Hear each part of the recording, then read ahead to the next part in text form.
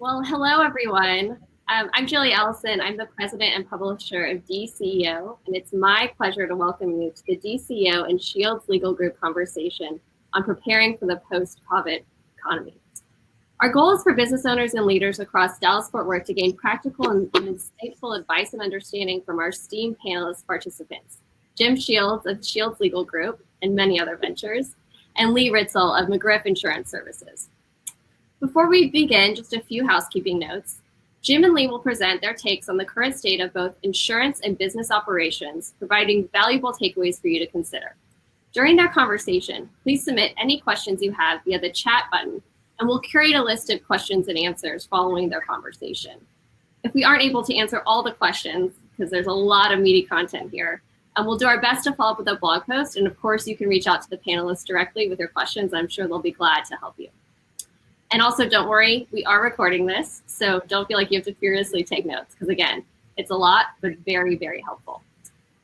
A little background here, Jim and Lee's firms have worked together for many years, as the Shields Legal Group provides legal counsel to businesses involved in litigation, strategic business insight, and corporate transactions. Jim is also involved in a number of business ventures across North Texas through his company, the Shields Group. Lee Ritzel is a risk consultant and subject matter expert who's been with McGriff Insurance Services for more than 12 years. His areas of expertise include risk management, analyzing risk metrics, advocating for clients dealing with complex claim issues, behavior-based safety and development, maintenance, and communication of risk management resources.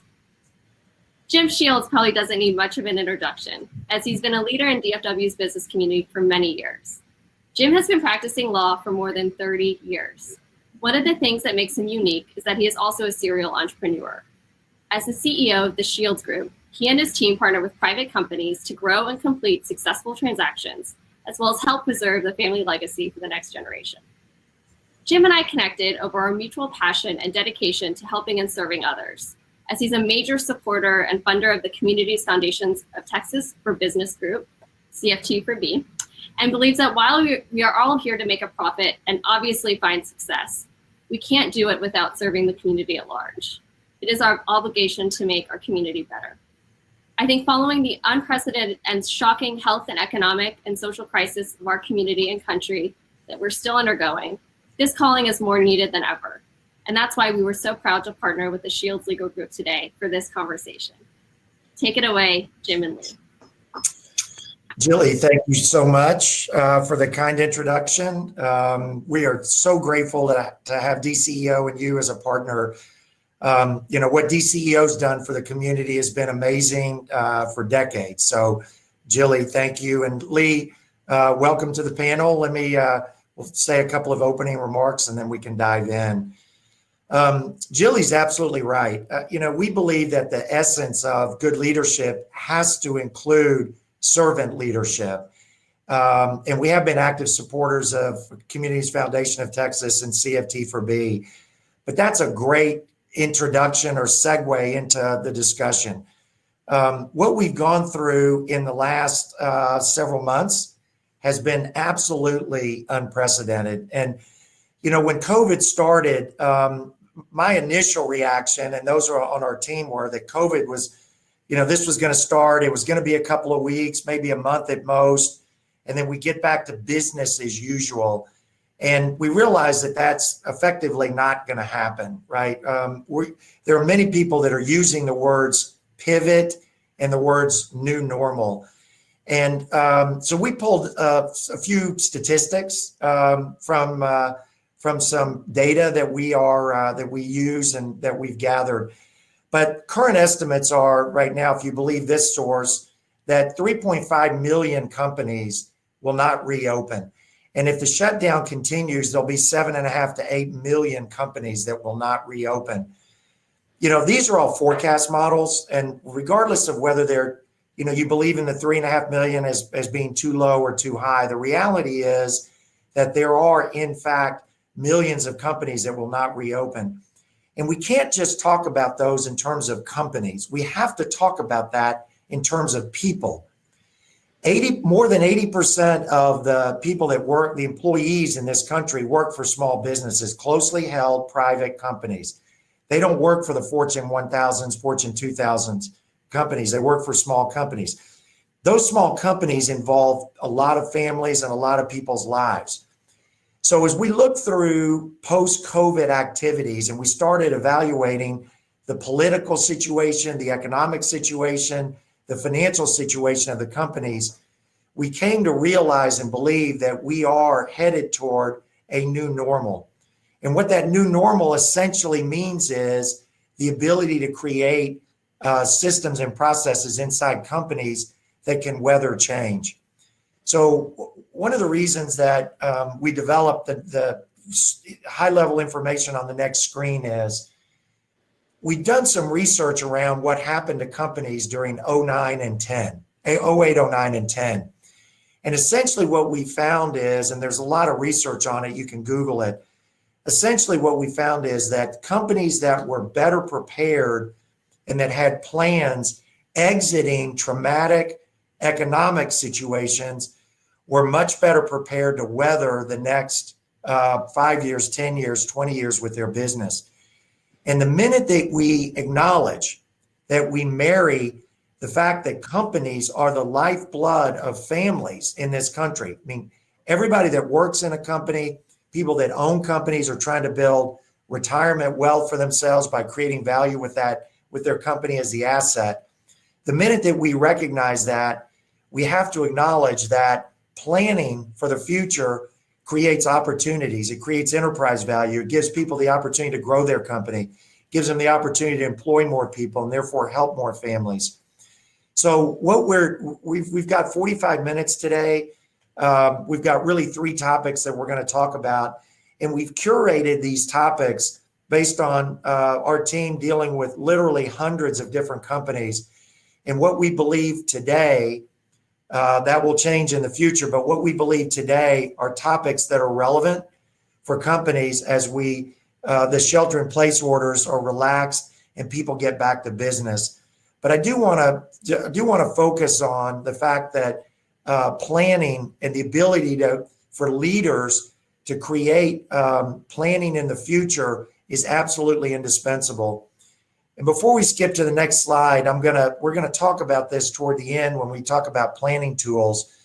But we believe that the essence of good leadership is to be able to plan for the future, but to make decisions when leaders need to make decisions before they have to make decisions. And so when you look at that as a definition, business leadership becomes one of planning. And all of us were thrown into COVID in a manner that was just absolutely unprecedented. Nobody thought that we were, at least I didn't. Maybe there's a lot of smart people out there that forecasted this, but most people we talked to didn't plan for COVID. And there's uncertainty about what the future looks like. And so hopefully we can provide a little bit of insight and guidance on a couple of items that we're seeing. We're getting a lot of questions fielded, both from just clients of the law firm as well as companies that we're involved with. So we're going to talk about a couple of those, and then we're going to talk about some planning tools. So that's the 3 agenda items that we're going to talk about today. So let's dive in. One of the ways that, and I hope this is helpful, one of the ways that we evaluate relationships is as a supply chain. And we look at creditors no differently. I know that there's a lot of people on the call that have negotiated with their landlord.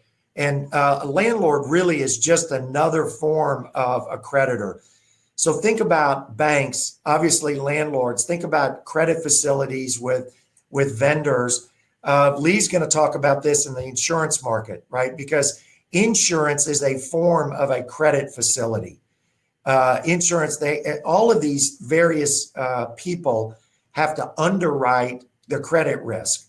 Landlords do, banks do, insurance companies do, credit vendors do. And so we've been spending a lot of time negotiating credit risk, irrespective of what type of creditor it is, whether it's a landlord or a commercial bank or a vendor or an insurance policy or others. We've been spending a lot of time with that. And what we found, not just with COVID, but just in general, is that there's really a couple of almost indispensable things that have to happen. One is clarity. Believe it or not, there's a lot of people that think they don't need to be transparent or clear with their lender. And I'll give you an example. We have a landlord relationship that they own a lot of property here in Dallas. I'm not going to mention them because most of the people on this call would know them, but they own a lot of property in Dallas. They worked with most of the tenants as redefining the credit relationship, the lease. But with a couple of tenants, because the tenants would not communicate with them, or if they were communicating, they weren't being transparent with them, they just locked them out. Now, it was unfortunate for the tenant, but it highlighted the fact that in relationships and dealing with relationships with creditors, not only is transparency absolutely indispensable and a communication plan indispensable, but communication of a message that is clear, direct, and thoughtful is equally important. So one of the things that we recommend is understanding, when you're negotiating with creditors, understanding what your ask is. And that doesn't mean simply calling up a bank and saying, I need a deferral for 90 days, or simply calling your landlord and saying, I need a deferral for 90 days. A lot of that has already passed. A lot of us have already called our bank and said, we need a 90-day deferral, or landlord, we need a 90-day deferral. That's not the negotiation that's coming up. The negotiation that's ahead of us, not behind us, is the negotiation which involves, okay, our business is restarting. If it's a restaurant or manufacturing or hospitality, or it almost doesn't matter what type of business it is. As our businesses are all restarting, we've got to be focused on what does that negotiation look like in the future. So 3 things that we're recommending to people. 1, know what your ask is, because being uncertain, unclear about your ask is really detrimental. It makes it look like you don't have your business under control and you don't understand the metrics of your business. The second thing that we're recommending is you have to know what you have to ask, which is the what do you want, but you also have to communicate the why do you want it. And so for a number of clients and a number of businesses that we're directly involved with, we're creating financial models and business presentations, literally PowerPoint presentations, to go to creditors, again, whether they're commercial banks or insurance underwriters or real estate or vendors. We're creating PowerPoint presentations that have a financial pro forma component that essentially presents the business in a way that is incredibly persuasive. It carries the message to the person that you have an ask for, that you understand your business, you're being thoughtful about it, because you have to put yourself in the position of the creditors. They want to know that you got your business under control, you understand what the financial pro forma is, and you understand what the ask is, and you've got a reason for it. Because the creditors need to understand that there's credibility behind the ask. The third thing that we're recommending, we're going to talk about this in a little bit, in a few minutes, is have a plan. Because the one thing that, we deal with a lot of creditors, we represent creditors, we are creditors in certain circumstances. And the conversation that needs to be spurred on is not the conversation where you get off a phone or you have a meeting or you have an email exchange with somebody and you give them your ask. It's the conversation after the conversation. You know, what happens when you leave a Zoom call and you're talking to your banker, you're talking to your landlord, you're talking to a creditor? It's the conversation after that Zoom call ends that you need to be concerned about. Does that creditor basically say, look, they were totally prepared, their presentation was effective, their communication was good, their ask, they're not overreaching in their ask, I think we should work with them? Or is the conversation, that was a terrible call, they didn't understand what their ask was, didn't fully appreciate what their financial model was or what their restart plan was. I don't think they're going to make it. Let's not spend any time on them and just move forward with not working with them. So it's the conversation after the conversation that a lot of people need to be prepared with and need to plan on. The other thing that we're finding out right now, And I'm going to, oh, that was the next slide. Let me stay on this slide for just a second. All of the creditors that any businesses tend to deal with themselves have creditors, right? So I mentioned to you a minute ago, we view this as a supply chain. So when you negotiate with somebody, have an appreciation for the fact that your landlord has creditors, your commercial bank, essentially they have to report to the FDIC. When you're dealing with your insurance broker, and Lee's going to talk about this in just a minute, you know, they've got to deal with underwriters. And so everybody that we communicate with has themselves their own creditor, has themselves their own underwriter, has somebody that they report to. So the messaging that you're dealing with when you talk to people about your ask, what your concession is, again, what type of insurance you want, or what type of additional rent concessions, or commercial bank, what kind of concessions you want on your line, or any vendors that you're dealing with that extend credit. It's the conversation after the conversation. So we have helped prepare presentations for lenders, landlords, underwriters, insurance underwriters, so that those people can then take it to their creditor.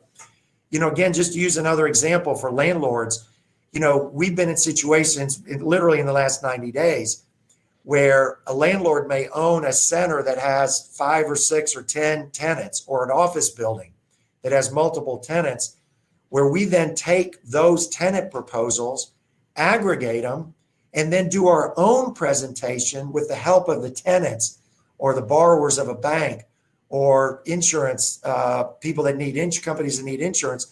We will take those presentations, aggregate them, and then do our own presentation to our own lender. And so the supply chain of capital that flows up and down from the ultimate lender to the commercial bank to the borrower, or again, Lee's going to talk about this, to the underwriter, back to the insurance company, to the broker, to the insured, the company, or to the landlord. Be mindful of the fact that that communication chain works all the way up and down, and you're not just dealing with a single silo. You're dealing with a supply chain of which your company is a piece. It's an important piece. It's a strong piece. But credibility and communication in dealing with your creditors, having a plan, and then presenting it in a way that creates credibility with your lenders, whatever those lenders may be, is a critical aspect to success. Because at the end of the day, we want our ask to be answered. We want our asks to be accepted. And that's got to fit inside of a financial plan that we're going to talk about in a minute. But I'm going to skip to Lee, and let's talk about this kind of the second bucket of what we're talking about, the second bucket of our presentation. And so, you know, one thing I want to say about Lee is, let's skip to, yeah, there we go. Let's skip to the next slide. So we have worked with McGriff and Lee on a number of projects. And what I would say is just a 30-second introduction for Lee. You know, the common strategy for dealing with insurance brokers, or frankly, any service professional, whether it's a bank or a lawyer or, you know, a CPA, is to go talk to people that, you know, a really common way. Frankly, the first insurance broker I ever hired was a dad on a soccer team for one of my kids years ago, right? And I would tell you that your banks, your legal counsel, your CPAs, your insurance brokers, your financial people are critically important. And so we encourage people to hire and select those partners, those service vendors, based on credibility, based on level of sophistication and strategic engagement, as well as the relationships. So we've partnered with Lee and his team for a number of years on a multitude of projects. Lee's done a great job for us. So I'm gonna end the introduction there. Lee's got a couple of slides that he's going to talk to you about. Lee, I'm passing the baton. It's all yours. Yep. Thanks, Jim. So just to touch on a little bit of what you have been saying about, you know, how you need to paint a clear picture and be, you know, upfront and honest with everybody that you're going to the bank, you know, your insurance broker, that sort of thing, because there is a daisy chain effect up and down. So just a little bit of background of the insurance industry trends. The insurance industry is trending to a hard market.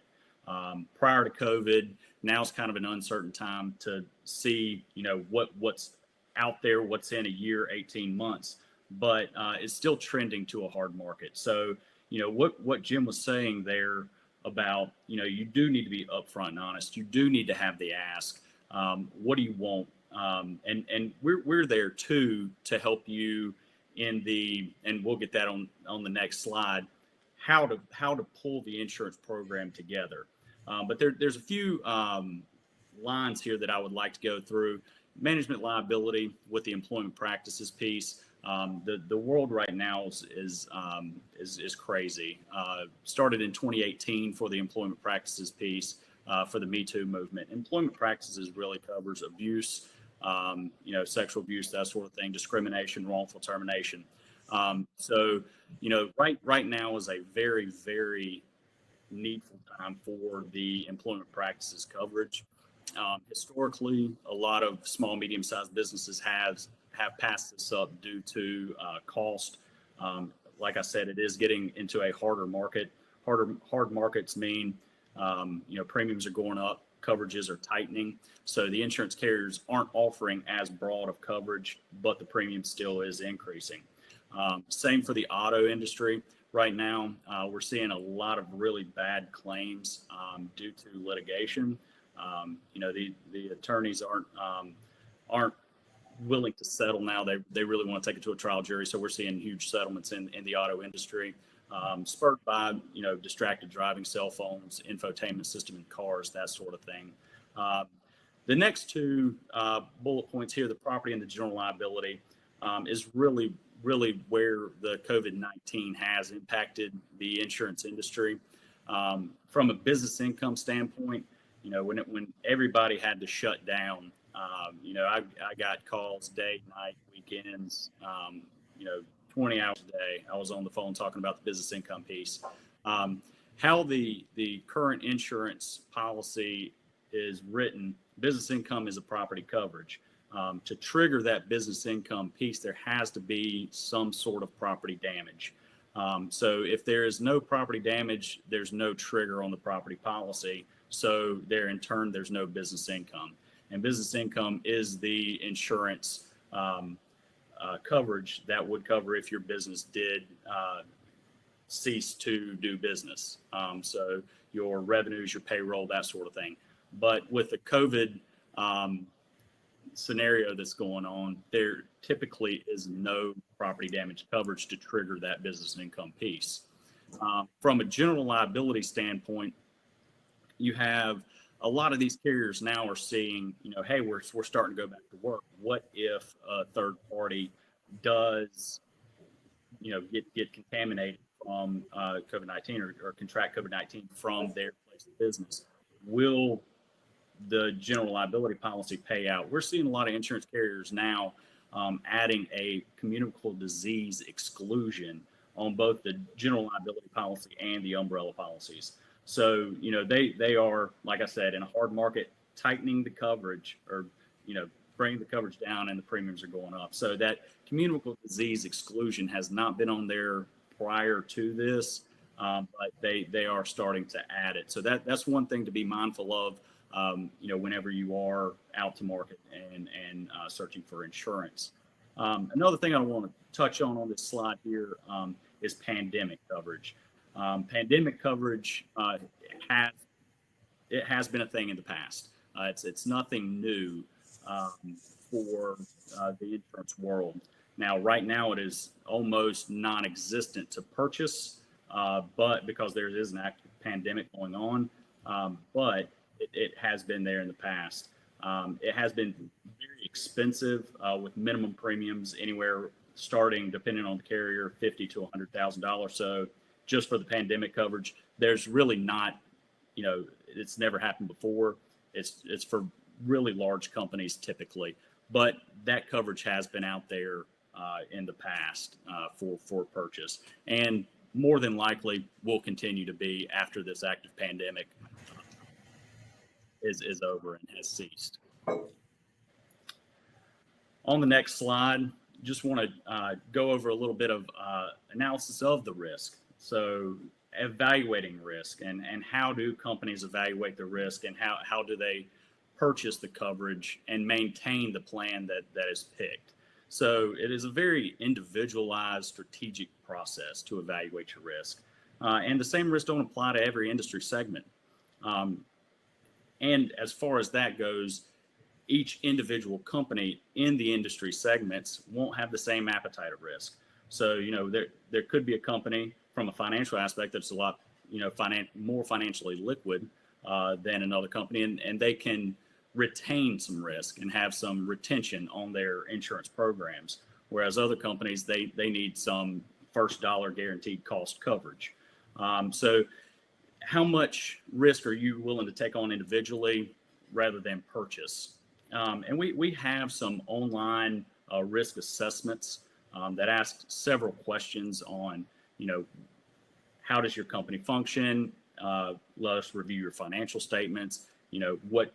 How much risk do you feel comfortable? Even if you are financially liquid, do you just want to buy the insurance just to protect yourself from a $1 standpoint?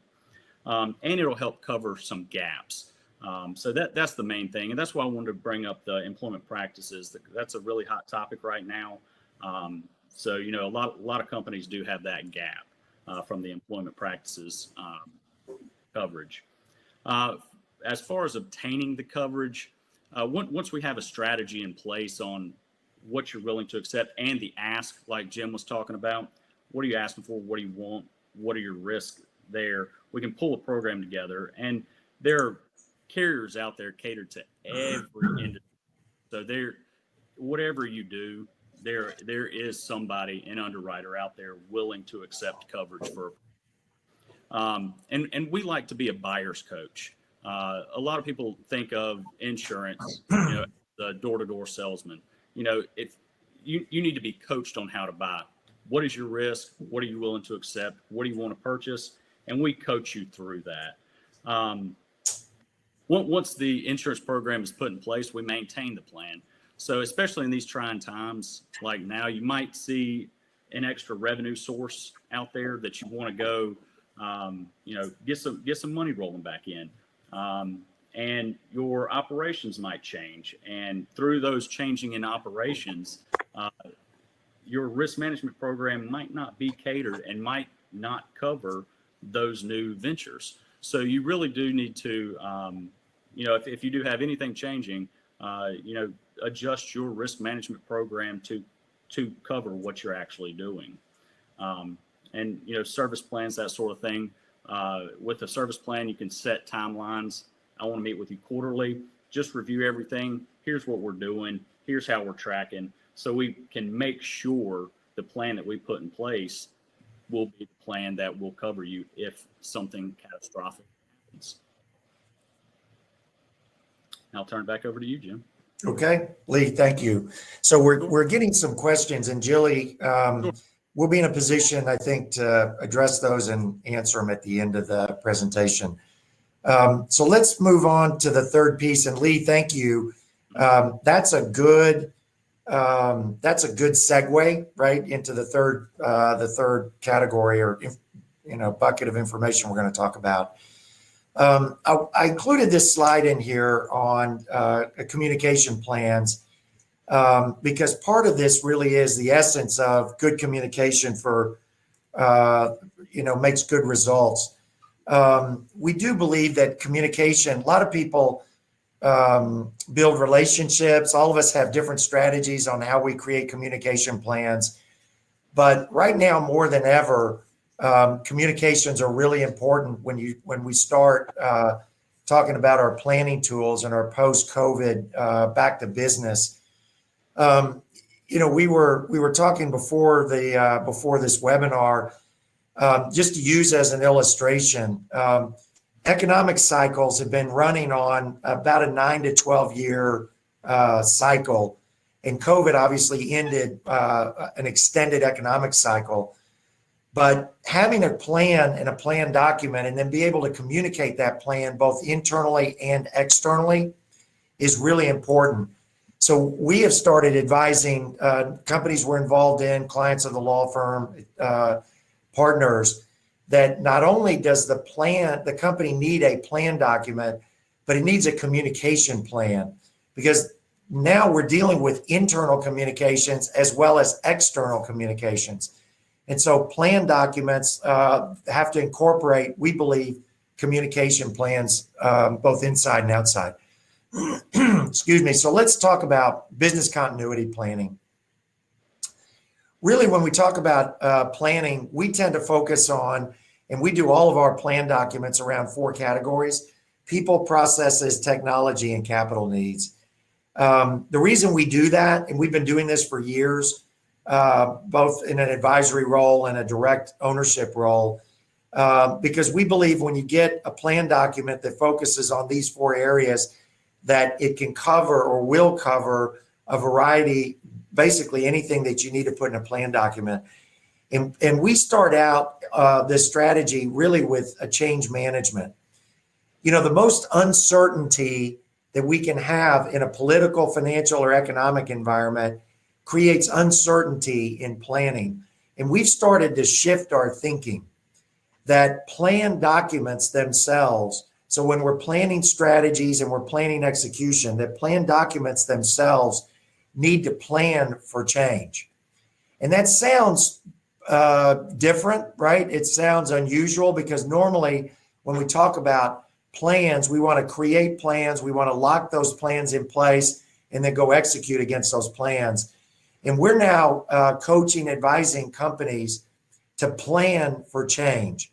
So what's the best way to plan for change? I use this as an analogy, right? Not because, and so we use franchise and franchise relationships only as an analogy, not suggesting that companies should move into franchising. But if you look at the statistics, and these are historical statistics that are decades long, the current statistics are generally that 80% of companies will fail within 5 years, and of the remaining 20%, 80% of those companies will fail within the next 5 years. The statistics also are that roughly 85% of franchise companies succeed.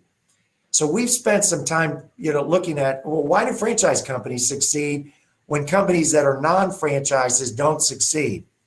And again, I'm not suggesting that you turn your company into a franchise company. That's not the point. One of the reasons that franchise companies tend to succeed is that they have structure.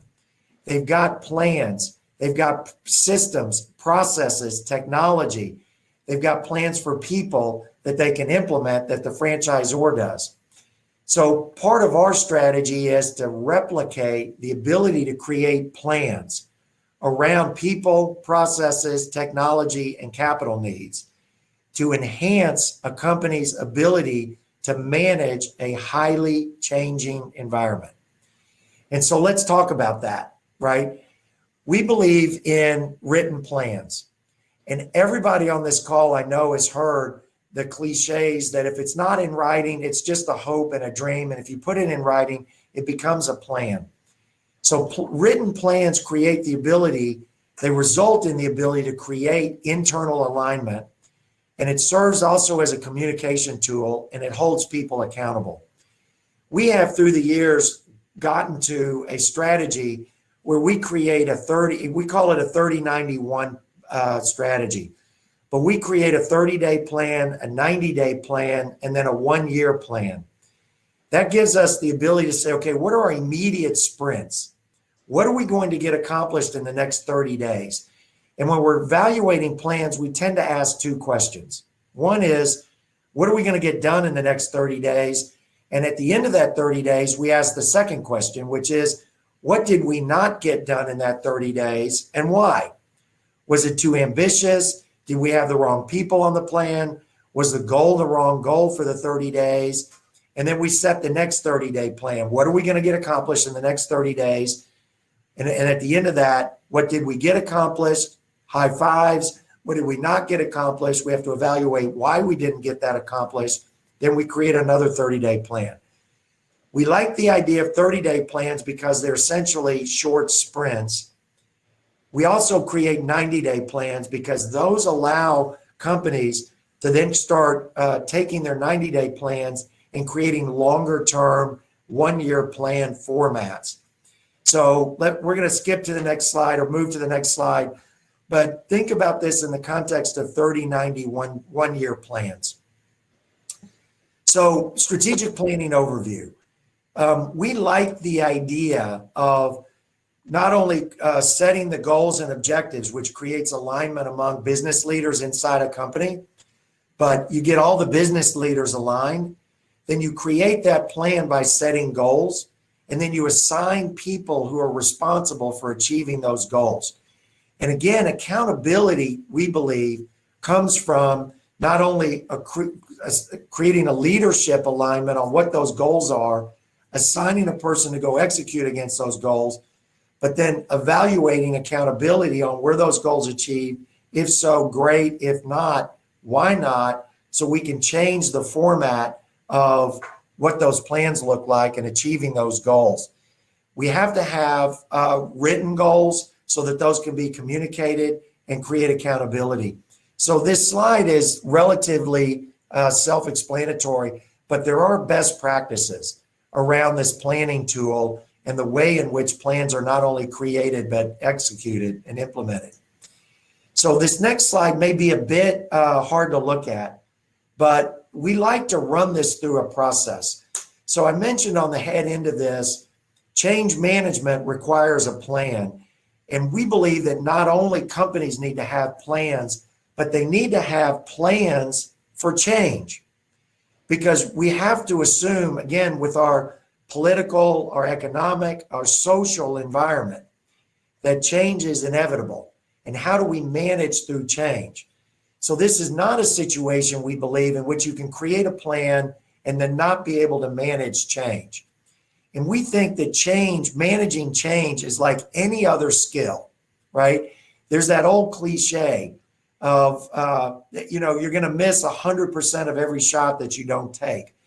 Just like we can develop skills, if you're a restaurant company serving people, if you're a manufacturing business creating a product that provides a valuable product for consumers to buy, we believe that change management is an equally valuable skill to learn.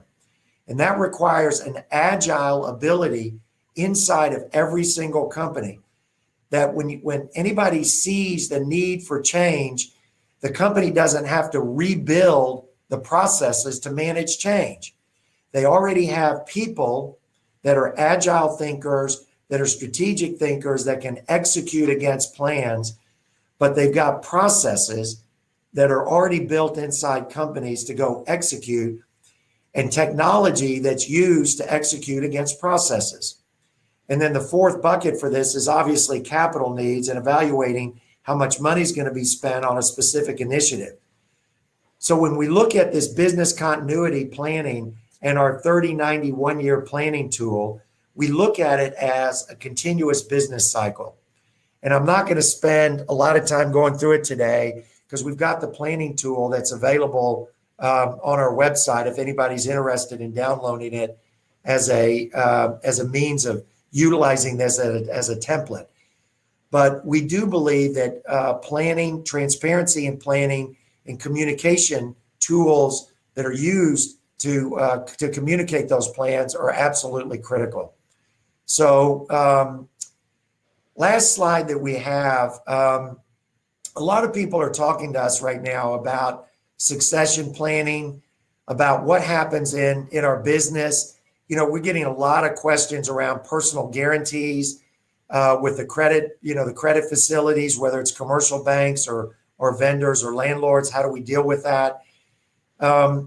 What's happened is, and a lot of the questions that we're getting, the companies that we get involved in, these are companies that are majority family owned. And so, we're starting to get a lot of questions around succession planning, corporate structure, what is my company worth, and asset protection.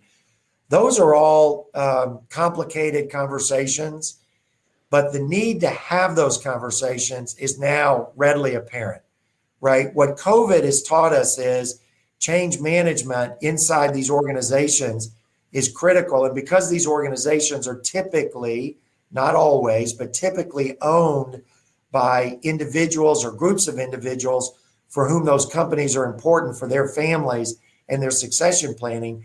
We're getting a lot of questions around succession planning, corporate structure around succession planning, valuations, and asset protections. There's a lot of information online. Obviously, we're available to help anybody that needs that. But I want to end because we're almost out of time and Jilly's going to take questions. I want to end this, the 45-minute presentation around once you think through succession, once you think through business planning, by definition, that brings in succession planning, business valuation, asset protection, and what's next. So it's the conversation around what next planning. And so spurring those conversations is always good. Being able to communicate the results of those conversations internally, externally, and with your family and family members around that is also good. So with that, I'm going to do a quick shout out for DCEO. We've loved our relationship with DCEO. They've got a number of publications. Really what's impressive about the organization is that they've been a part of the Dallas and North Texas community for so many years that they've got a good handle on and a good read on the Dallas community. So, all of the people that are joining this webinar are people that got here because of DCEO and therefore find the value. And I'm assuming, because that's the way that this typically works, anybody that has the initiative to join a webinar to try to learn and gain insight and information from other people, recognize that we are in a community, right? I mean, North Texas is a community. I was born and raised here. I absolutely love the North Texas community for a variety of reasons, one of which is we are in a community. I get to learn and have the privilege of learning I learned things from Lee today and from Jilly earlier on.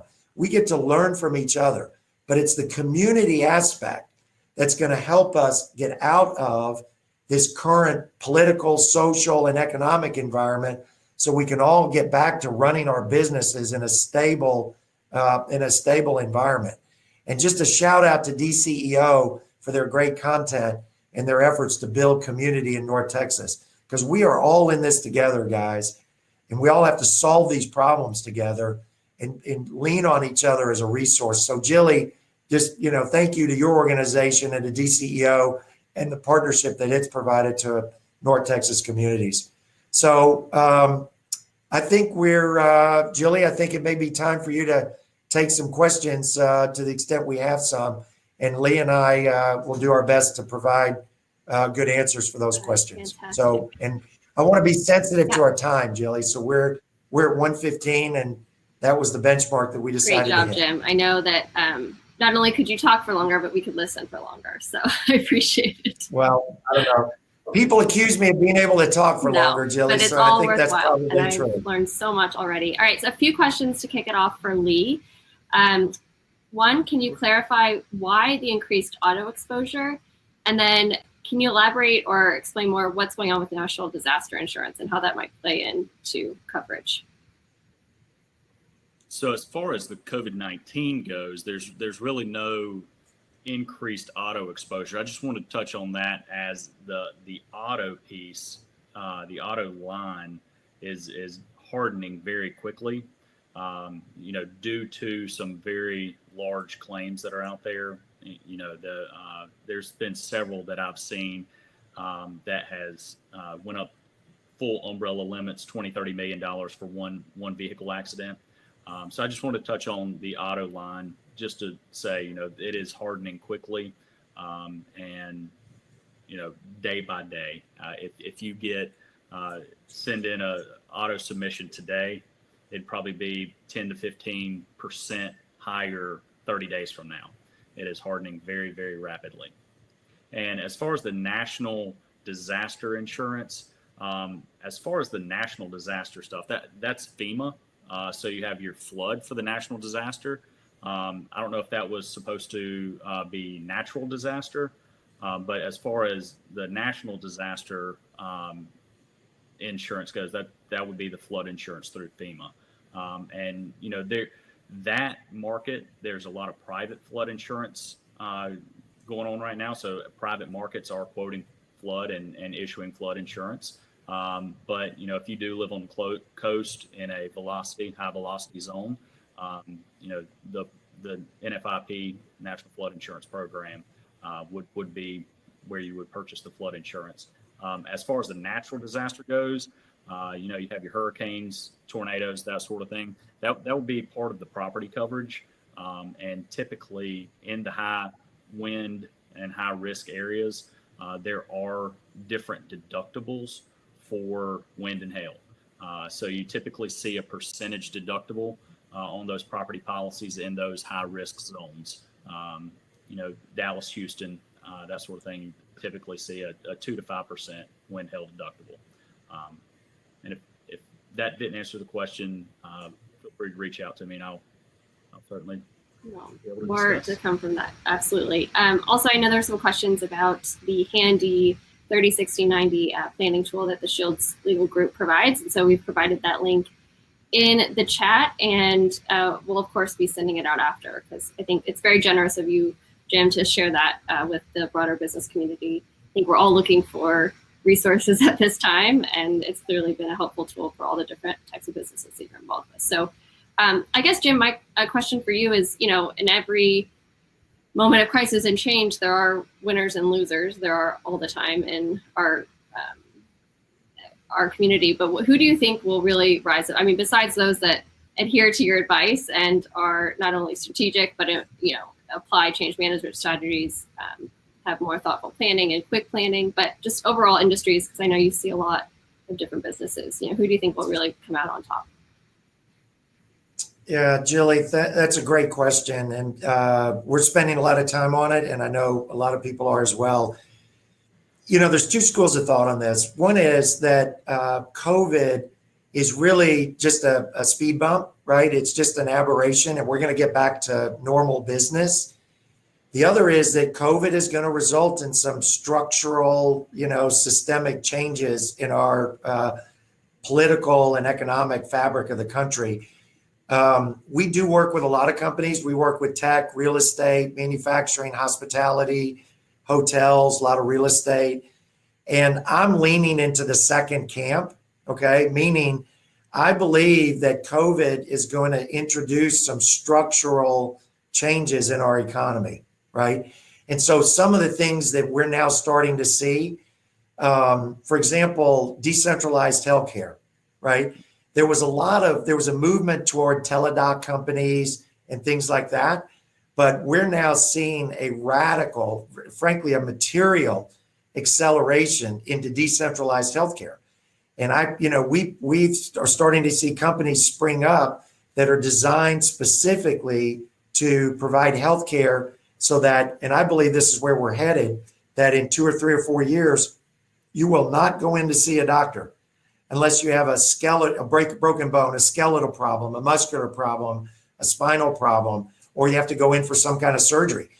There's going to be testing that's going to be available, and the drugs are going to be delivered to your front door through some type of autonomous vehicle delivery platform or drone platform in the next 2 or 3 years. We're looking at shorter supply chains, right? I mean, we've all heard on the news the supply chains with China are going to get disrupted. Well, we are now actively looking at companies and working with companies in which they're going to have either North America or US based end-to-end supply chains. So we think peak globalization is coming to an end. And we think that after the presidential election, that there's going to be that the federal government's going to use the tax code as a means to drive US-based manufacturing back. There's going to be tax incentives. And so we are encouraging companies and clients to start revisiting these really long supply chains, because we think Mexico, Canada, the US are going to be the recipient of tax-driven shortening of supply chains. We think direct-to-consumer is going to be enhanced. We all know that brick and mortar is on the decline. But COVID, JCPenney's and Macy's, you know, and a number of other kind of retailers, J. Crew, a lot of people filed bankruptcies. Those companies are not going to reorganize. They're just going to be done, right? They may reorganize in some fashion, but they're never going to come back. And we're seeing direct to consumer companies that are going to be much more valuable. We also believe that technology, blockchain, and AI is going to be critical for the success of companies. And it's not just blockchain and AI companies, Jilly. It's companies that implement, which gets back to, you know, one of our 4 prongs: people, process, technology, and capital. The third prong, we believe companies that are quick to implement technology solutions so that they can create faster go-to-market strategies using technology will be the winners. And companies that are slow to implement process and slow to implement technology in their businesses are going to be the losers. So that's, we see some systemic embedded change that's coming as a result of COVID that I think was inevitable, Jilly, but it's just accelerated because of COVID. I hope that answered your question. There's a lot of, we're doing a study on this right now. I'm happy to, if some people are interested, share some market data that we're looking at right now. If anybody's interested, because we think this is critical for success of businesses. Fantastic. No, I think it would be great question. Really, really welcome. I think it's so true. We've seen that in our business. I mean, there's so much change, but you rip the Band-Aid, and not only does you're forced to change overnight, not only how you operate and do business, and everyone moves to working from home. So there's a whole technological shift that had happened there, but obviously how we set up our business and perform. So I love your breadth of experience and the kind of bird's eye view that you do have. So I think any research would be welcome. And we have any other questions? I think we can let people get on with their busy days. I know we have a lot of business owners and people that are managing many a team and probably crises right now. So we hope this was helpful. We're so thankful for both of you and the Shields Legal Group for partnering with us on this informative and helpful. Hope to do it again. And if anyone's on the call, we'll be sending out all the deck information and videos. But if your company would like to partner with us to help get the information, what you're seeing out there in the services and insights that you can help provide, we're glad to partner and help just make our community, as Jim said, smarter, better, and able to weather the storms. I will say plural now, but we're in it together. So Thank you so much. I appreciate everyone. Stay safe and be kind to one another and keep doing great work. We'll talk to you soon. Yeah. Jilly, thank you so much. Everybody be safe. Thank you. Okay.